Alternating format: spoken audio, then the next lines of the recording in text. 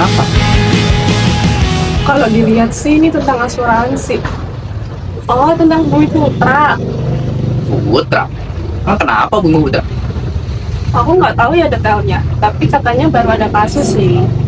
Kasus? Kasus apaan? Loh, Mumu dari kapan di sini? Baru aja kok. Aku tadi lihat kalian di sini, makanya aku samperin. Mu, kamu tahu nggak sih kasus ini? Tahu sih, ini kan kasus Bumi Putra yang baru booming akhir-akhir ini kan. Gitu Mu, aku baru tahu. emang kasus apa, Mu? Jadi, sekitar tahun 1997, perusahaan asuransi AJB Bumi Putra mulai mengalami krisis keuangan yang sangat serius.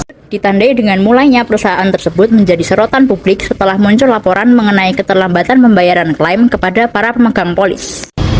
Seiring berjalannya waktu, permasalahan tersebut semakin meluas hingga mendapat perhatian dari pemerintah dan juga otoritas jasa keuangan.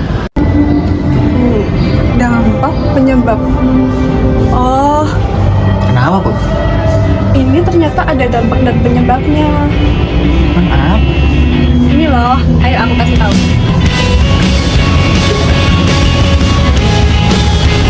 Kamu kalau coba cari aja. Ada di sini. Jadi Bumi Putra ini masalahnya udah lama banget, dari tahun 1997 pengelolaan keuangan mereka itu udah berantakan. Karena kondisi itu, perusahaan jadi nggak sanggup bayar klaim nasabah. Nah, dampaknya banyak banget nasabah yang akhirnya dirugikan karena klaim mereka tertunda bahkan nggak cair-cair. Kepercayaan orang ke dunia asuransi juga jadi turun, dan proses penyelamatan Bumi Putra makin ribet serta makan waktu. Makanya muncul tuntutan biar aturan dan pengawasan asuransi dibuat lebih ketat supaya kejadian kayak gini tuh nggak terulang lagi. Gimana Mam berita yang kamu baca? Iya, benar. Ternyata ada loh dampak-dampaknya. Dan selain itu tuh ada juga loh kebijakan dari Bumi Putra yang untuk menyelesaikan permasalahan ini gitu. Emang apa kebijakannya? Jadi itu ada beberapa kebijakan seperti penurunan nilai manfaat polis agar perusahaan dari asuransi ini bisa membayar kerugian-kerugian yang ada serta kewajiban-kewajiban berkurang. Selain itu juga ada penjualan pemanfaatan aset yang dimiliki oleh Bumi Putra sendiri. Ada juga relaksifikasi liabilitas pemegang polis. Jadi penataan ulang pencatatan kewajiban perusahaan agar mencerminkan kondisi keuangan yang lebih realistis dan sehat. Dan ada beberapa juga seperti pemasaran produk asuransi baru dengan peluncuran produk dengan konsep pemisahan dana agar premi nasabah baru tidak bercampur dengan kewajiban lama.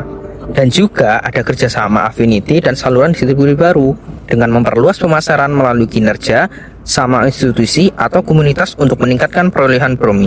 Yang terakhir, optimalisasi dan divestasi aset, penjualan atau pemanfaatan aset-aset non produktif untuk memperoleh dana segar guna mendukung pembayaran klaim dan operasional.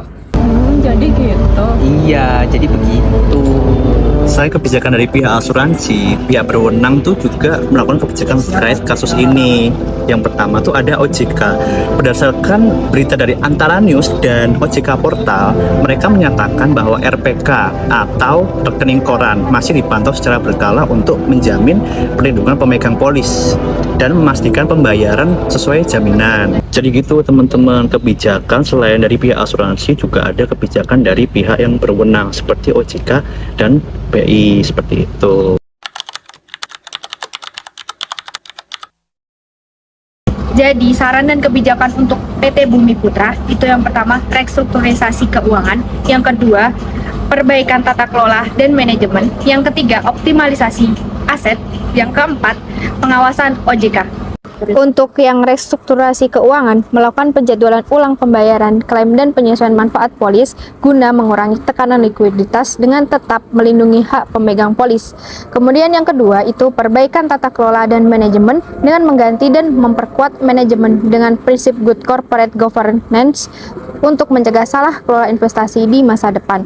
Untuk yang ketiga, optimalisasi aset, menjual atau mengelola kembali aset non-produktif untuk menambah dana pembayaran klaim secara berkelanjutan.